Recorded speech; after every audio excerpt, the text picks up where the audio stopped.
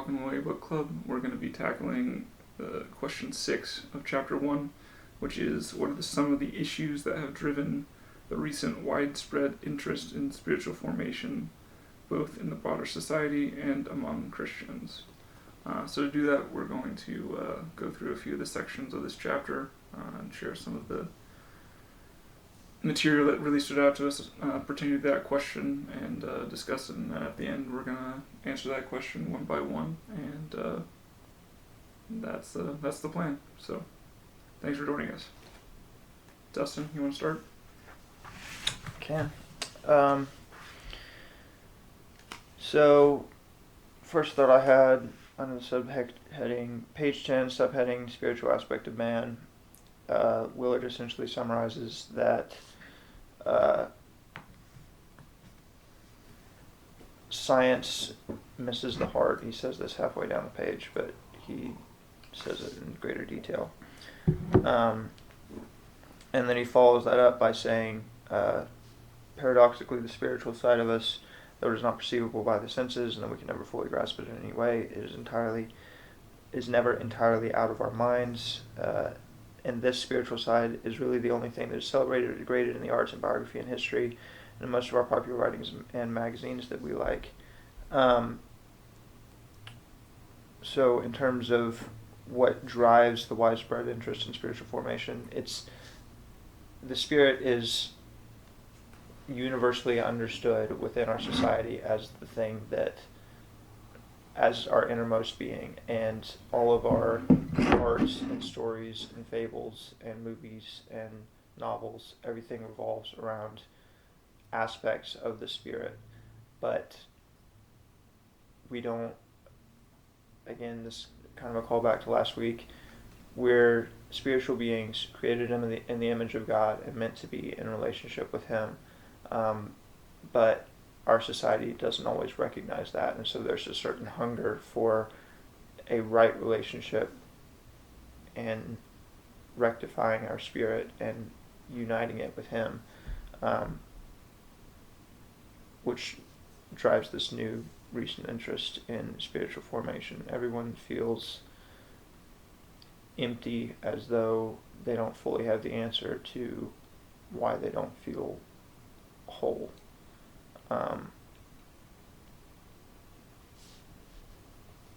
That's thought one. Thought two, later on in the chapter,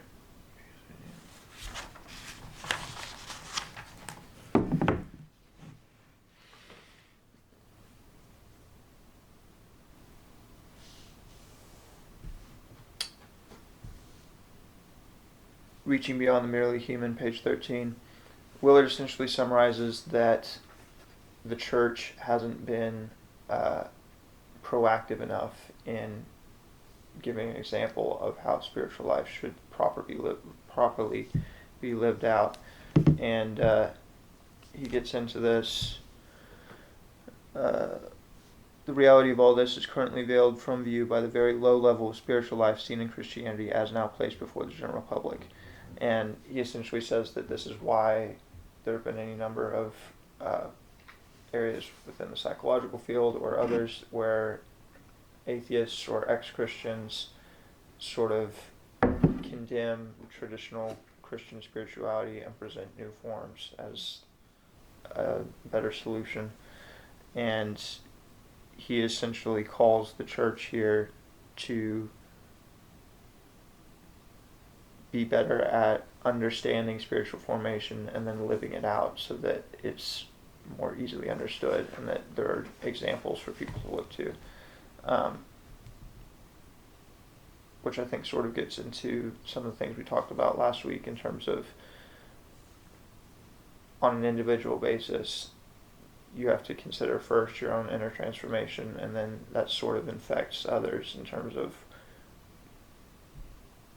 informing your own spirit in Christ's image, that then causes other people to see a change in you, and then they're attracted to that and understand that that's something they should pursue.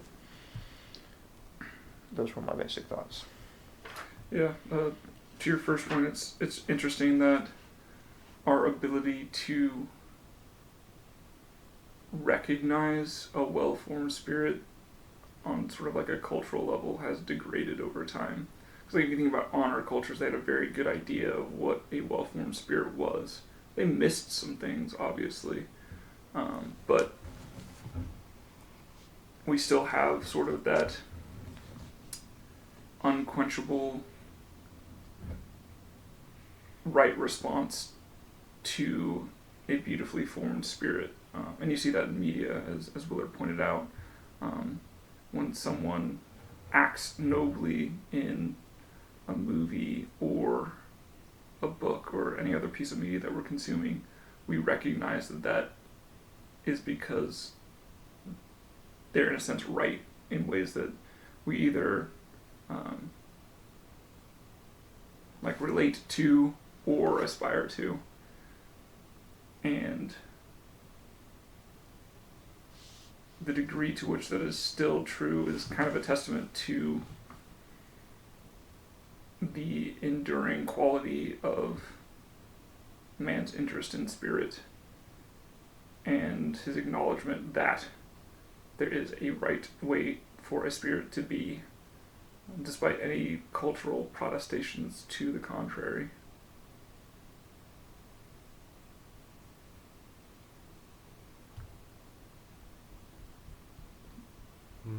I found on, I don't know what page, that page, when it says, science misses the heart. And I don't know, I take issue with that because I'm not entirely sure if science does miss the heart. Like, of course, as we get into later, as Willard further defines the heart, as the heart is more like a direction of where, or direction, like the will of one or a spirit. So like I think in this sense he's describing the scientific spirit, and I think the scientific spirit is in pursuit of the truth. And I think that's I don't think that misses the heart, and like, right? I mean, part of the issue is I poorly paraphrased what he's explaining here, but we'd like ideally for our audience to be reading the book, and so I don't want to reread things that you've already read, but I probably should do a better job of paraphrasing here. So that's the end of a paragraph. The preceding sentences essentially cover the subject matter of the sciences is precisely the outer, physical, measurable, publicly perceptible world, roughly the world of the five senses, as we often say. In its nature, the physical is a totally different type of reality from the spiritual side of the human being. So he's saying that heart would be an aspect of the spiritual side of the human being, and the science's primary focus are physical things. Mm-hmm. And so, in a sense, you're right that we can have a scientific mindset in pursuing truth as it relates to the spiritual world. And so you can approach the spiritual world through a scientific or rational mindset in the pursuit of truth. But it's not the same type of science that Willard is referring to here. He's referring to the hard sciences that refer to physically observable or provable things, and the spiritual realm isn't observable, it's not physical, and so it doesn't relate in the same way. Right. And so he's saying that the hard sciences can't prove a spiritual nature, and yet it's something that we all recognize anyways, and it's present within our media, and we see it within ourselves. And regardless of your religious perspective or whether you're religious at all, you understand that there is a spiritual side within yourself, and you relate to it when you see it in media.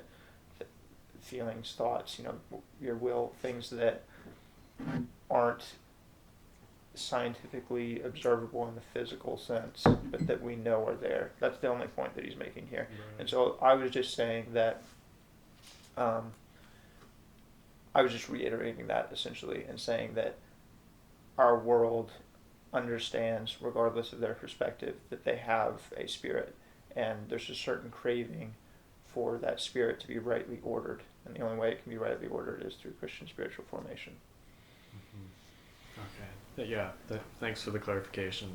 I just wanted to make sure that like like we weren't saying that science and religion are necessarily at odds with each other. Yeah. Or Right. That's not what I was Right, saying, and I don't right. think that's what Willard's saying either. Right. Yeah, but even to your point of like the quote unquote spirit of the sciences being, you know, truth oriented,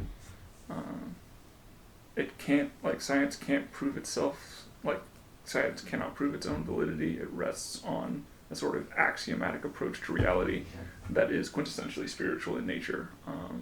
There are certain fundamental assumptions that science must rest on in order to be practical and effective that can't be empirically proven. Even to approach reality in an empirical way is based on the assumption that reality can actually be empiricized, which again is not something that can be proven.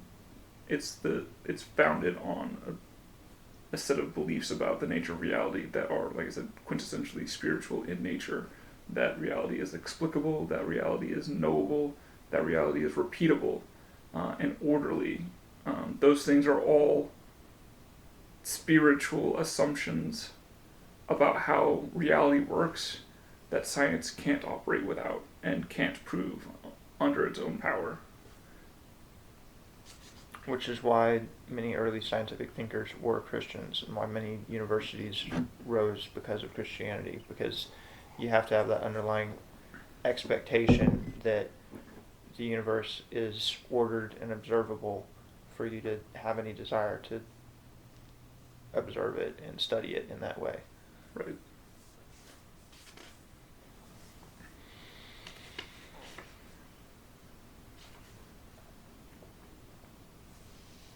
Luke, did you want to share your thoughts on that first section? Yeah. So the statement I had for Willard says, the statement that man shall not live by bread alone was adapted by Jesus from the history of the Jewish experience with God. Jesus was, among other things, the most profound and powerful expression of that experience. But it was also given new and profound meaning by his death and resurrection. So this new and profound meaning that Dallas Willard is getting at, this is exactly the water that I was trying to articulate last episode. As water is typically associated with chaos. I was trying to kind of say why that is. But I mean, that's because things rise from the deep, in air quotes. Like, so not only things, but anything could rise, can, and does rise from the deep. So, I mean, like, we're still discovering new species of fish, like, on the daily.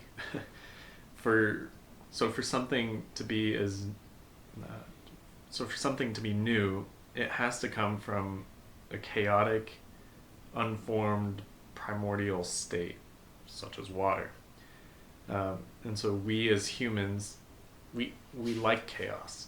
We could think about it like as our enjoyment of watching a TV show, because it ensnares our attention in a way that shows us new things with every episode.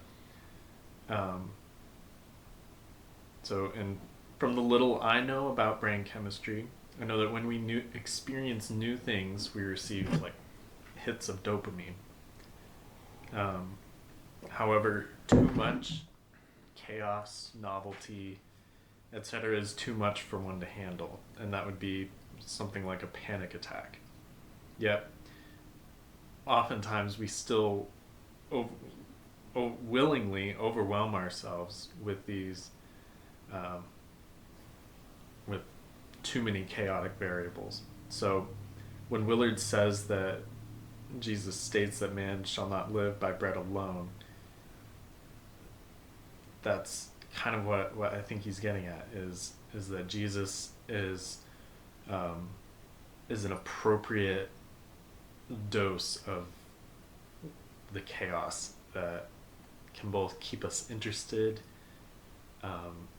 and be revivifying through it.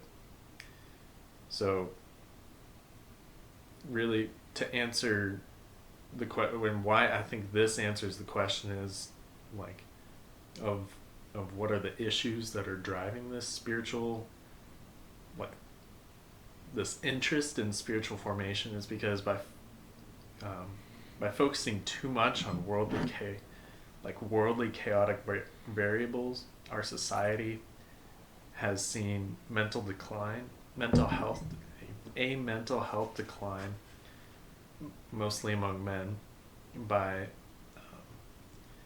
and this decline has driven the recent widespread interest. This decline has driven the recent widespread interest in spiritual formation.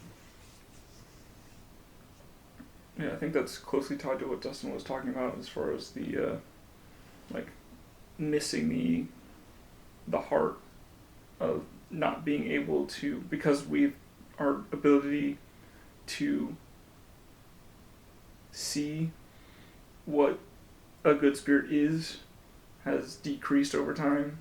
Our ability to actually move towards a well-formed spirit has degraded as well. And if you don't have a target, you're just going to sort of wander around. You're just going to stay in that chaos. Like there's no path through the chaos. You're just stuck there, and then you get mental degradation of all various kinds. You cite suicide rates and opiate addiction rates as being pretty key indicators of that sort of thing. I'm not going to pull up those stats because they're depressing, but it's interesting that the lag between sort of the intellectual destruction of these ideas and the reaping of that fruit seems to be 5 or 6 generations since sort of the postmodernist movement, or the postmodern movement rather, gained traction in the early 20th century. And now we're really seeing on like a global scale in the West, as you pointed out, especially men just have no idea what to do with their lives. And so what they end up doing is nothing. Exactly. Yeah. As for me, I skipped to the end of that section, and my quote for consideration is the spiritual renovation and the spirituality that come from Jesus are nothing less than an invasion of natural human reality by a supernatural life from above. And that sort of ties nicely with the ideas that I've been contemplating surrounding the sort of unified activity of God. What I mean by that is that that's just what God does all the time. From the Genesis account that you referenced with the deep, God's Spirit hovered over the deep, over the waters that were void and without form, and that Spirit entered into that reality, or that sort of proto-reality almost, of there was no existence, then there was sort of an unformed existence that his Spirit hovered over, and then as he went further down into non-existence, he gave that sort of proto-existence a form. and it was good. And when he completely entered into this non-existence by putting his spirit, his ruach, into the man that he had made, then it was very good. And that's just what he does all the time. The entire testimony of the Hebrew Bible, of the Old Testament, is God trying to do that with his people, trying to fulfill that purpose in their realities on sort of an individual level, but also on a cultural, historical level. You just see this constant, almost battering ram of God's Spirit trying to get into the hearts of his people on every level of the individual and society. And so it's very appropriate that Jesus refers to himself as the fulfillment of the law, because he is exactly the fulfillment of that purpose. God's Spirit finally and completely entered into a human being in the person of Jesus Christ. And on the other side of his death and his resurrection, which is another example of him entering into chaos, of him incarnating reality into non-reality by life entering death, that now he is able to do that with us properly and completely, because that promise had been fulfilled in the person of Christ. Now we have an opportunity to engage with that process as well by having the direct access to God through the Spirit which dwells in us. We can give him our deathly bits, our necrotic fleshliness, and he can enter into those things and bring life into them. And really that's the whole project of Christian spiritual formation, is engaging with that process by which we offer our death to God so that he can make it into life in a systematic and an orderly way, slowly and gently, because if we try to do it all at once we just get destroyed, because there's just too much evil and death in us for us to be able to survive a surgery of that magnitude, if you will. And yeah, so that's what we're doing here. Did you have thoughts on the next section, Luke? I know you already shared your thoughts.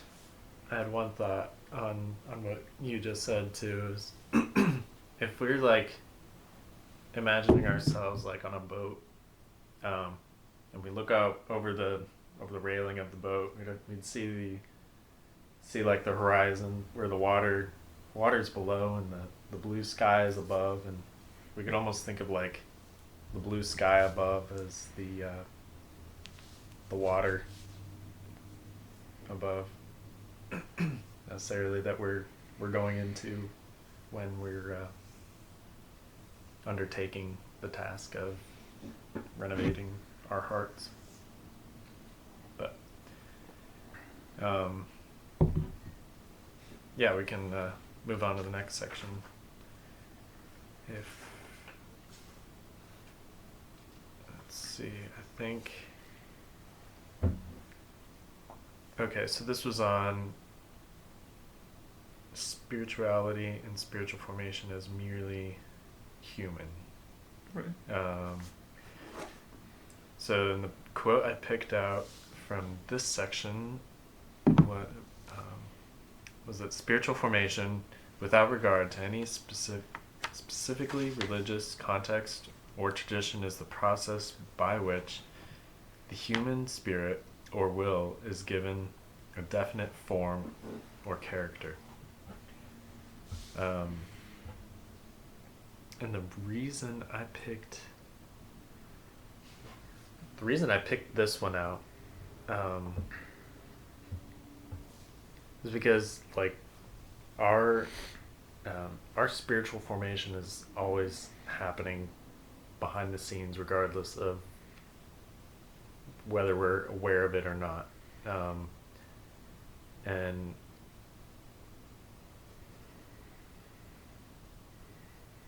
like over time, our character, of course, is is given a definite form by our body, but also like how people come to know us. So I think it was I also wanted to touch on like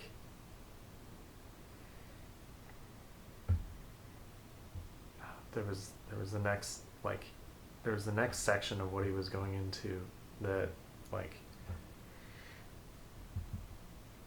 regardless of whether this is like a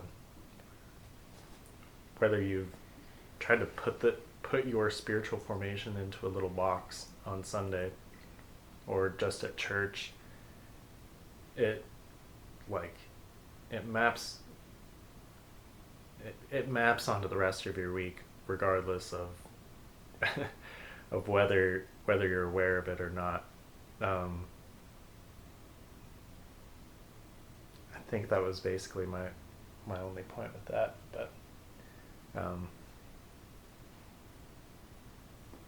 yeah, you don't get to just stop forming your spirit the rest of the week. Exactly. Yeah.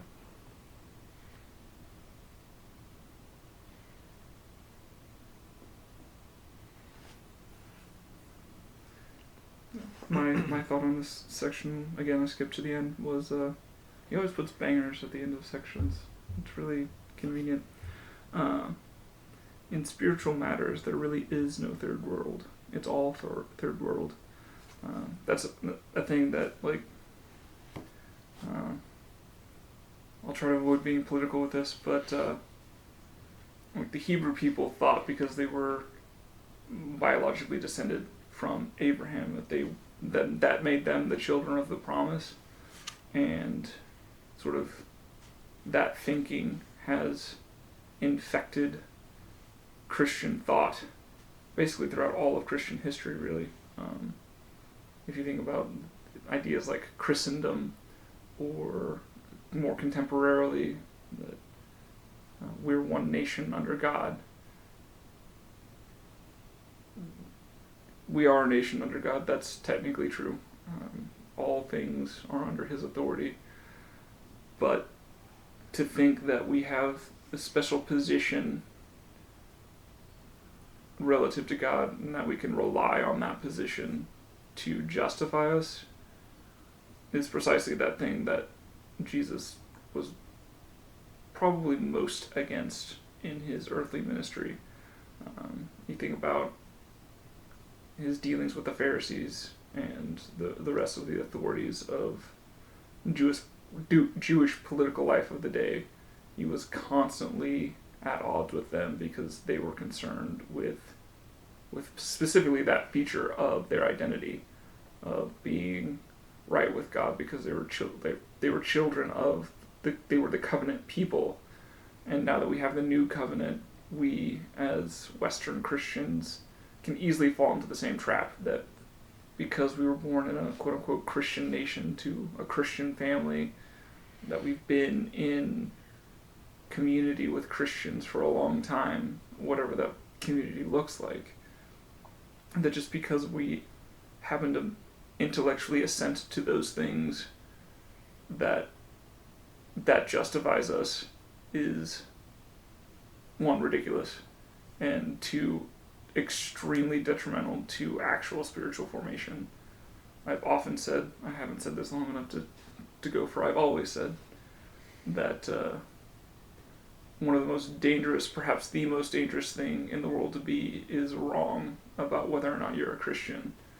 And this sort of cultural environment of being around Christians a lot makes thinking that and being wrong about it really, really easy.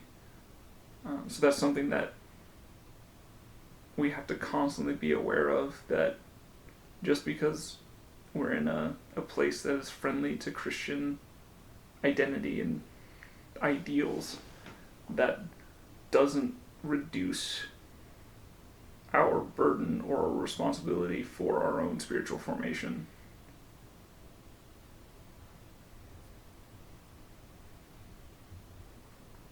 That's a good point, and it's also a very cyclical process. So that's not purely it. That danger of thinking you're a Christian when you aren't, that's not a danger just to yourself, but to society as a whole. So you believe you're a Christian, even though perhaps you may be misunderstanding your relationship with God. You state that you're a Christian, live your life out in relation to others as if you are, and then other people who aren't Christians see you and look to you as an example of Christianity. And that's largely what he gets into later in the chapter, with the idea that the church hasn't properly exemplified rightly ordered spiritual formation. And so there are people within the church that look to the church and think they're covered when they aren't, and there are people outside of the church that look at those people and think, why would I want that? Yeah. And so you're correct in saying that it's the most dangerous thing, but it's not the most dangerous thing just for us as Christians or for people that attend church. It's just the most dangerous thing, period, for society. Right. And you think of extreme examples like, and I'm dating myself a little bit here, but the Westboro Baptist people, their message was entirely others focused in the worst possible way. They were totally uninterested in whether or not they were living their lives in a way that was honoring to God. Were totally fixed on this one particular sin that was, very overt and external and visible. But this sort of, reveals them to be who they are. Think about, wolves in sheep's clothing being outed by their fruit. They seem to be laboring under the delusion that the sin that they decided was the worst was in fact the worst. That betrays a complete misunderstanding of the nature of sin and God's view of it, because God doesn't, there's no gradations of sin to God. Everything that is outside of his will is equally outside of his will. It's equally imperfect. And like I said, that just reveals their own ignorance of the God they claim to follow. And while that's an extreme example, you can think of almost any political commentator in the United States, or really any Western culture, that is primarily concerned with sort of external moralizing, being fundamentally at odds with what we're talking about here, of being primarily concerned with the log in our own eyes rather than the speck in the eyes of the others.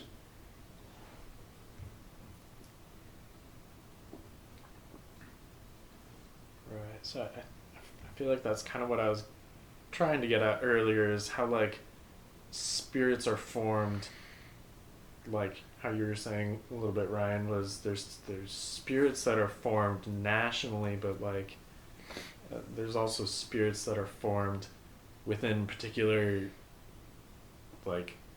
groups of Christianity, and there's also spirits that are formed at different levels of reality at the same time, and these spirits are always forming and they're unforming and etc. Right?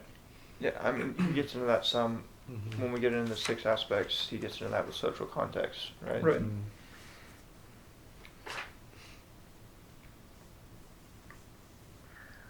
And I think that points to, just in the next section, reaching beyond the merely human. The quote I pulled out was, genuine transformation of the whole person into the goodness and power seen in Jesus and his Abba, Father, remains the necessary goal of human life. And that also points back to what you were saying of, there's this sort of disintegration of the ideal of a well-formed spirit. And the only antidote to that is a perfect vision of a perfectly good spirit.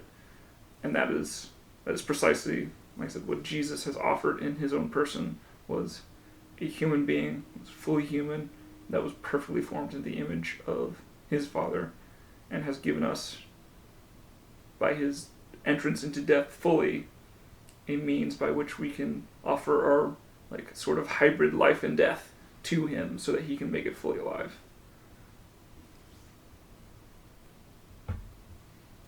Did you have a quote? That was the quote. That, you already read it? Yeah. Yes. Okay, I thought the one I pulled out bounced off of that one well. And it,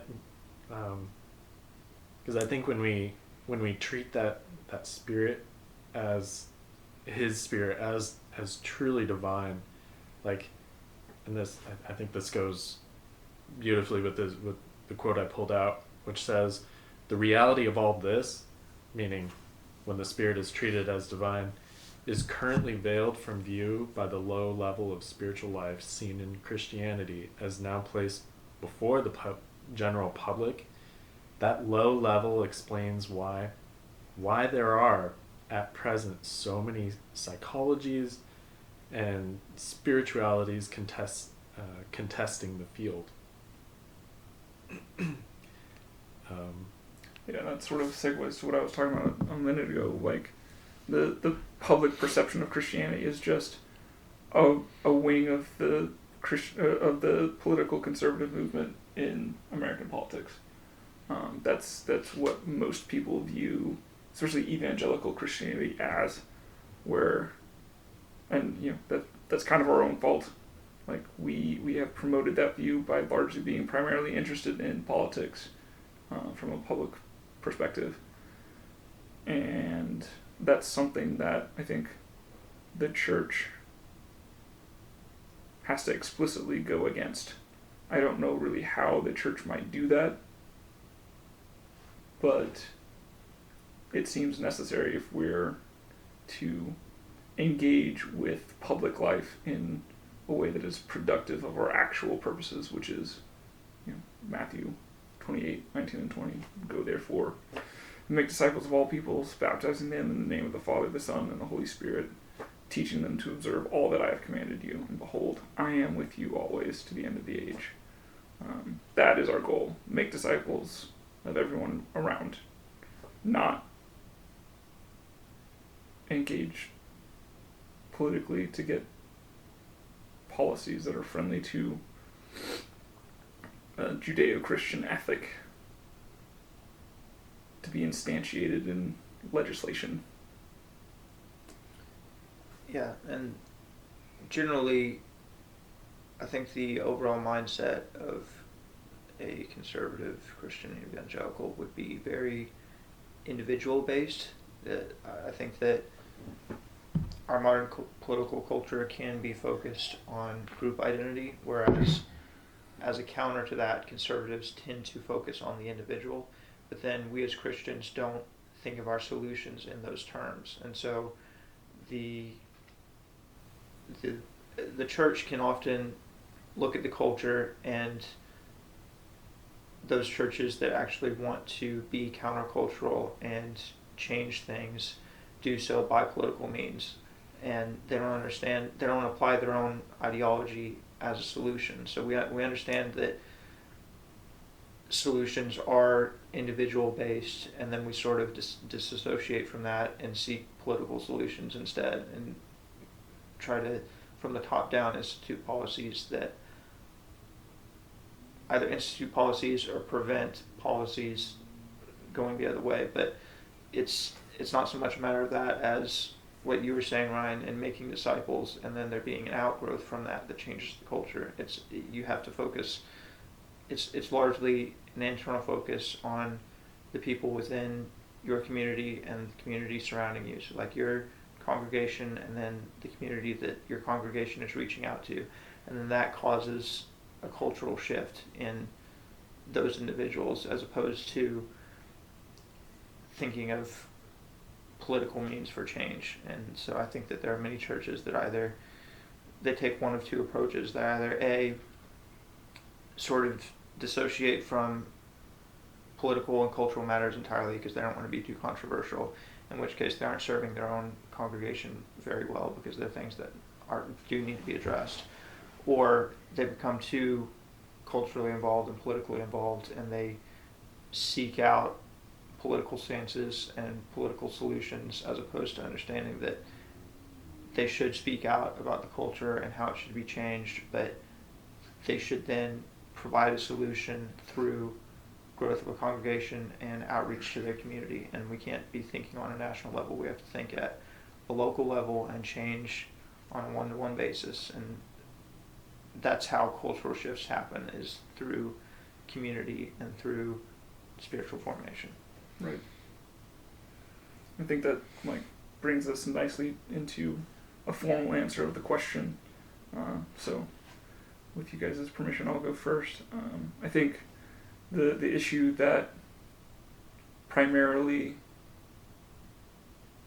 has driven, especially in, really actually in both, but perhaps especially in the distinctively Christian communities of spiritual formation as like a formal subject of study and pursuit is precisely that low level, especially in like very public Christian figures, which I'm not gonna this isn't gonna become like a gospel rag or anything, but it's very clear to, I think, the average churchgoer that whatever has been going on just doesn't work. Like the means by which most Christians in the recent past have tried to live out a life that is pleasing to God has just not worked. And being rational creatures and to our credit, observing that something isn't going well and resolving to do something different, that's a good thing. But you have to have something different to go to, and I think that's where this book comes in. And spiritual formation as a practice is that something else that we might try.